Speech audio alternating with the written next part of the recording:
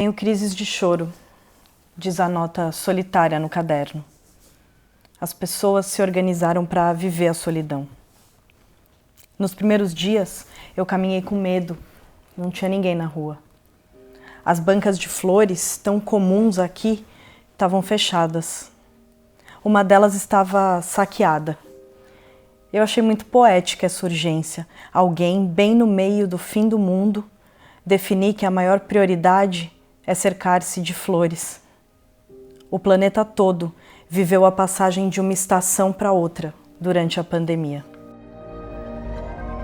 I'm declaring a public health emergency of international... È la prima volta che il nostro paese si trova ad affrontare emergenze nazionali. Says Europe is now the epicenter of the global coronavirus pandemic. First US case of 2019. Desde o primeiro registro da Covid-19 no Brasil, o número de infectados chegou a 7.753.752.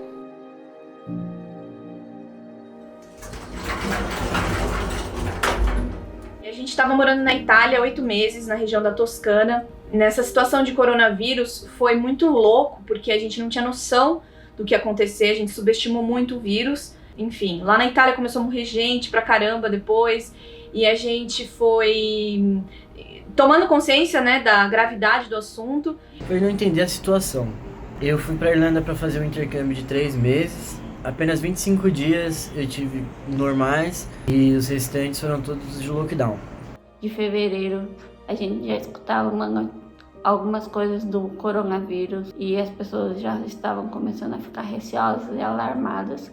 E no dia 9 de março o país inteiro entrou em lockdown. A gente ter que ficar em casa e fazer basicamente tudo que a gente tinha ambientes específicos para fazer, ter que fazer em casa. A gente acabava ficando muito preocupada porque a gente via que aqui as medidas restritivas estavam muito grandes, que a gente não podia ir para lugar nenhum, que a gente não podia fazer nada, que mandaram todo mundo para casa, que o governo estava dando auxílio para todo mundo. E a gente estava vendo que no Brasil estava acontecendo totalmente o oposto. Talvez as flores tenham se tornado mais importantes. Talvez não. A primavera aqui se fechou com uma neve desconexa, mas nada fazia muito sentido mesmo. Toda a ansiedade do vírus nunca foi maior do que a incerteza de cada manhã. Os dias se seguiram numa mistura de sonho, pesadelo, amor, terror, tudo junto. Dias rápidos, dias arrastados. A gente vai demorar um tempo para entender de fato o que aconteceu.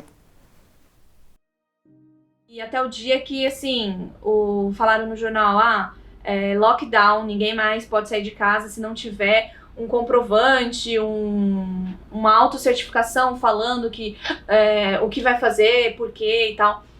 E foi bem assustador, assim, então a gente não saía de casa e quando a gente saía, cada dia mais a gente ficava tenso com as pessoas, sempre de máscara, com medo. Foi um baque, assim, uma mudança tremenda. Do dia pra noite a gente viu que as coisas tinham mudado.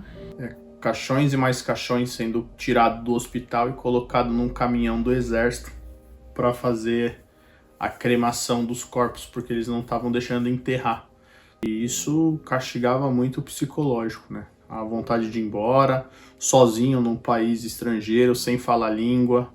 Então isso castigou muito a cabeça, a gente ficava muito preocupado, muito sem informação. O presidente não estava dando moral nenhuma para o que estava acontecendo e ele estava nadando contra a maré europeia inteira.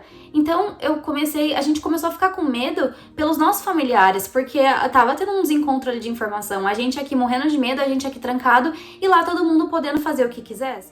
Eu acordo todo dia com medo de abrir o jornal e descobrir que o Brasil não existe mais. De fato, aquele país que eu deixei para trás, nunca mais eu vou encontrar. Eu comecei a me sentir muito mal, com a garganta inflamada, com uma dor de cabeça.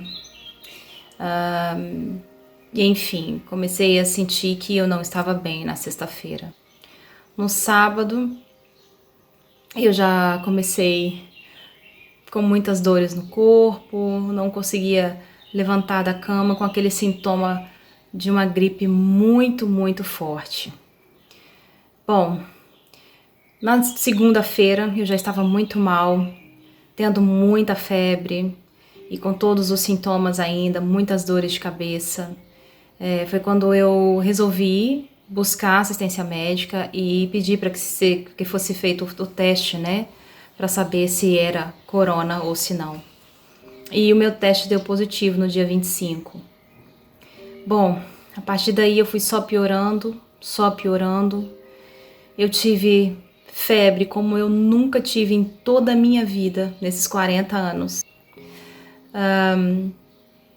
Naturalmente, a partir do dia que eu soube que eu estava positivo, meus filhos e meu ex-marido se isolaram de mim, então eu tive que passar por esse processo todo sozinha em casa. E no dia 29, na sexta-feira, eu amanheci com muita falta de ar. Então eu precisei ir para o hospital, fui levada pela ambulância e cheguei lá precisando de oxigênio complementar e foram os piores dias da minha vida. Eu realmente achei que algo muito grave pudesse acontecer. Mas, graças a Deus, isso não aconteceu. Eu passei 4 dias no hospital internada, com muito medo. Foram dias de muita incerteza se eu ia ficar boa ou se eu não ia.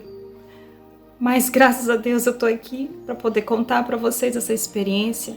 A rotina não tem sido fácil.